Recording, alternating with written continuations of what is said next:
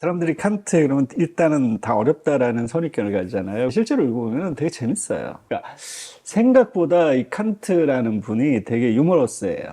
예, 그래서 순수이성 비판도 그렇고 상학 소설도 그렇고 말하자면은 자기 자랑도 하고 그리고 또 자기가 순수이성 비판을 쓴 거에 대해서 세간의 평이라든지 일종의 글이죠. 그런 것들을 보고 거기에 대해서 변론하고 이런 것들도 있어요.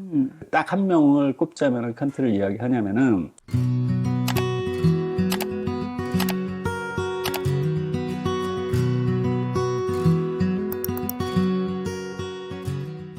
때 AI와 인간에 대해서 이야기를 하면서 네. 죽음을 대하는 태도, 그러니까 수명이 다한다를 받아들일 수 있는 자세, 네. 거기에 대한 고민, 이런 것들이 아마도 AI랑 인간이 가질 수 있는 가장 큰 차이점이 아닐까라고 말씀을 하셨는데 네. 지금 이런 시대에 AI가 질문에 답하고 위로까지 건네고 그런데 인간은 여전히 불확실하고 다양한 위기나 전쟁이나 스트레스나 이런 문제로 고민하고 있는 지금 이 시대에 철학자 한 사람을 다시 이 세상에 소환할 수 있다면 누구를 선택할지, 그리고 왜 그 철학자를 선택하시고 싶으신지. 누군가 지금까지 있었던 모든 철학자들 중에서 한 명을 다시 우리 곁에 어떤 사회에 어떤 좋은 영향을 끼치기 위해서 한 명을 소환한다 그러면 저는 뭐 칸트 말고는 없을 거라고 봐요.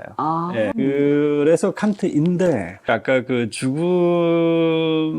대해서 그 고민, 네, 그리고 또 내 목적은 내가 왜 살고 있는가 이런 것들을 고민하는 친구라면은 지금 당장 그 철학자를 접하기보다는 앞으로 한 몇 년 있다가 청소년이 되고 그 정도 나이가 됐을 때에 꼭 한 번은 거쳐가야 될 철학자, 문학가인데 알베르 까미 옆에 다 와가지고 있었으면 좋겠다라고 생각하는 게 우리가 죽음을 앞에 놓고 직면했을 때 떠올릴 수 있는 철학사주는 실존주의밖에 없거든요. 실존주의가 우리가 사르트르라든지 이런 철학자들로 생각을 하는데 사실상 그보다 훨씬 이전에 키르케고르라는 철학자가 있었어요. 그러니까 사르트르라든지 이런 현대 실존주의 철학자들에 비해 가지고 조금 덜 취급받는 이유가 유실론적 실존주의거든요. 그래서 더 필요하다고 봐요. 왜냐하면은 멋있어요. 사르트르 그러면은 이 실존의 본질이 앞선다. 얼마나 멋있어요. 뭐 아무런 목적도 없다. 멋있잖아. 와,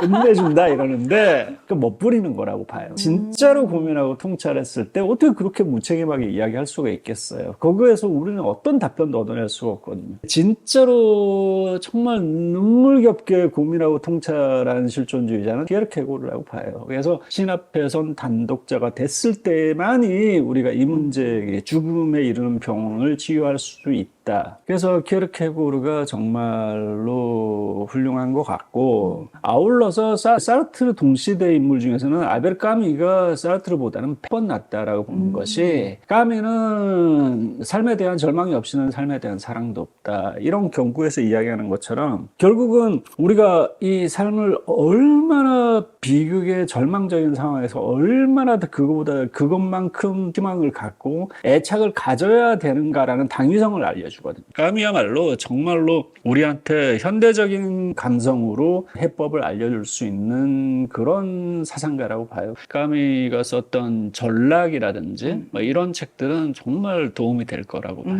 예. 청소년들 중에서도 그런 문학을 좋아하는 친구들이 있대요. 네네. 철학적 문학을 좋아하는 친구들이 있는데 그 친구들이 오엄죽 읽었어? 라는 말을 많이 한대요. 누구요? 오늘 엄마가 죽었다. 이방인의 첫 문장.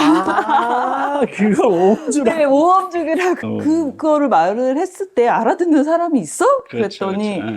일부 있다고 하더라고요. 네, 그들이 좋아하는 그 문장들을 공유하는 네, 곳도 있대요. 근데 그들이 가장 좋아하는 문장이 오엄죽 오늘 엄마가 죽었다라. 애들이 이방인을 그래도 많이 읽고 네, 소화를 네. 하고 있다라는 네, 이야기고. 네. 칸트에 대한 네. 무한한 사랑이 느껴져서 작가님이 왜 이렇게 사랑하시는지. 순수이성 비판하고 형이상학 서설이라는 책이 있어요. 형이상학 서설이라는 책은 이제 원래 원제목은 미래 미래의 모든 형이상학에 관한 소설 제목인데 그걸 줄여서 형이상학 소설이라고 하는데 이 두 개의 책을 읽어보면은 그 사람들이 칸트 그러면 일단은 다 어렵다라는 선입견을 가지잖아요. 근데 실제로 읽어보면 되게 재밌어요. 생각보다 이 칸트라는 분이 되게 유머러스해요.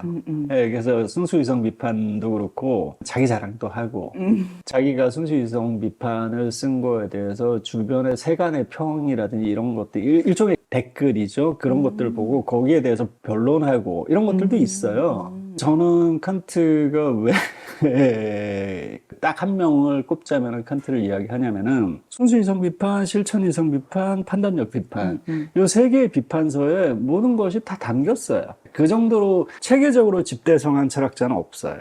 제가 알기로는. 그럼 왜 이게 중요하냐면은 이게 조금 거슬러 올라가면은 데카르트가 코기토 에르고 숨, 나는 생각한다, 고로 나는 존재한다라고 하는 이 말 하나의 천명으로 인해 가지고 우리가 세계를 이해하고 사고하고 판단하는 굉장히 권능을 가진 고유한 존재다라는 걸 확립을 시켜줬거든요. 이후로 계속해가지고 비판을 받고 지금도 계속 비판을 받고 있죠. 인간은 주체로서의 권리를 갖느냐 못 갖느냐. 결국은 데카르트는 그렇게 바로 세웠지만 인간에게는 고유의 자격이 없다. 그럴 소질도 없고 능력도 없다라고 계속해서 비판을 하잖아요. 근데 그게 그 비판이 가장 극에 달했던 때가 존 로크를 거쳐가지고 데이비드 휴미라는 철학자에서 회의적으로 가장 큰 비판에 거의 쓰러져가지고 그걸 일으켜 세운 사람이 칸트인데 설명이 너무 잘 돼 있어요. 우리가 인식론적으로 세계를 인간이 제대로 보고 있다. 걱정하지 마라. 칸트가 이야기한 것에 결함이 있긴 하지만 이런 것들만 조금 이렇게 흥이 제대로 세계를 판단하고 있고 바라보고 있고 잘 살고 있다라고 이야기하는 거예요. 순수이성 비판이. 그럼 거기서 그치지 않고 조금 더 욕심을 부렸죠. 윤리관은 좀 달라요. 칸트하고는. 우리는 정말로 착하게 잘 사는 것이 기준이 뭔지 우리가 스스로 알고 있고 그 기준에 맞춰 살면은 그게 정말 잘 사는 거다라고 이야기하는 거예요. 나는 비록 그렇게 생각하지는 않지만 나에게 가르쳐주는 그런 반듯한 분이 있다라는 것 자체가 위안이 되거든요. 칸트가 숭고한 미적 기준이라든지 판단에 대해서 잘 설명을 해주고 있어요. 인식론, 그리고 윤리학 존재론, 그리고 미학 이런 면에서 정말 잘 설명을 해주고 납득이 되게끔 칸트 비판을 정말 너무 칸트를 심하게 비판하는 철학자들도 많아요. 왜냐하면 고리타분하고 오래된 철학자이기 때문에 현대 철학 전공한 분들은 막 칸트를 비판을 하는데 가끔씩 기회가 돼가지고 그분들하고 정말 공손하게 막 얘기를 하다 보면은 이분은 정작 순수이성 비판에서부터 이 판단력 비판까지 3대 비판하고 칸트가 그 당시에 썼던 형이상학 소설이라든지 이런 책들을 안 읽어보셨던 것 같아요. 너무 설명이 잘 돼 있는데 그거 한번 참고해 봐 주세요. 이렇게 이야기하거든요. 그러니까 일종의 데카르트라든지 칸트를 비판하는 것이 어떤 유행처럼 이 정도는 비판을 해줘야지 그럴 만한 분은 아니라고 생각해요. 그래서 충분히 오는 날에까지도 가치가 있을 만큼 좋은 분이다라고 생각해서 와, 무한한 사랑이 느껴지네요.